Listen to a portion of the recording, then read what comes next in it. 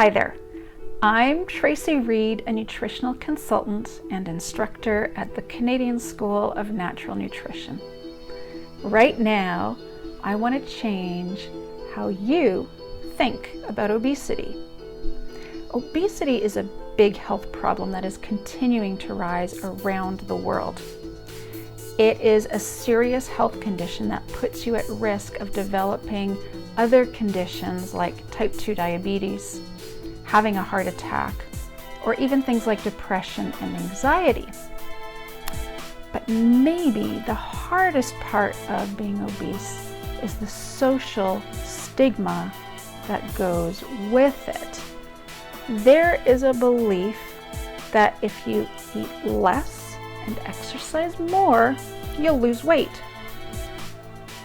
There's a belief that obese people lack the willpower or control to eat less and are too lazy to exercise more.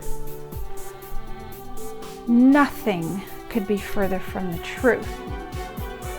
But when doctors or other healthcare practitioners keep saying things like, reduce your portion size, cut back on the calories you're consuming, exercise more, do strength training to increase your muscle mass so you'll burn more calories, is it any wonder that people keep doing these things?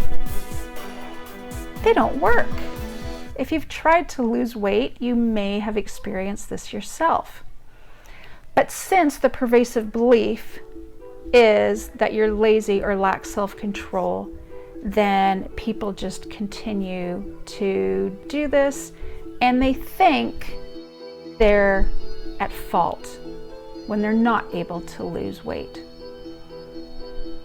Is it any wonder there's a social stigma around this, or that people feel shame when they're not able to lose weight or when they're obese? Obesity is not caused by lack of willpower. There are biochemical factors that impact the way you metabolize and store fat. I'm going to say that again because it's worth repeating. There are biochemical factors that impact the way you metabolize and store fat. So, it's these factors that impact the storage of fat and cravings for certain foods. Let me share a story with you. I'm going to call this woman Sally. She was one of my very first clients. She came to me with an autoimmune condition called sarcoidosis. Her sarcoidosis manifested as granulations in her lungs, which contributed to some breathing issues, joint pain, as well as blind spots in her vision. So we started to address what was going on biochemically in her body. About 4 months later, she was just ecstatic because the granulations were decreasing. She wasn't waking up coughing every morning.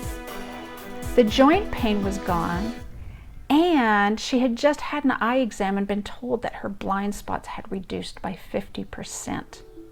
But guess what? She also lost 20 pounds.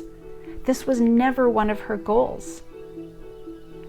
And she was eating an abundance of food and had not added any exercise into her regime. Since working with Sally, I have seen this happen with other clients. So, what if instead of viewing obesity as a lack of willpower, we view it as a sign that something is wrong in the body? Think about that. If you want to learn more about some of the things that could be going on in the body with obesity, please check out my blog from May 2021. You can find it at traceyreed.ca. I hope I've changed the way you think about obesity. What's going on in your body that's contributing? Think.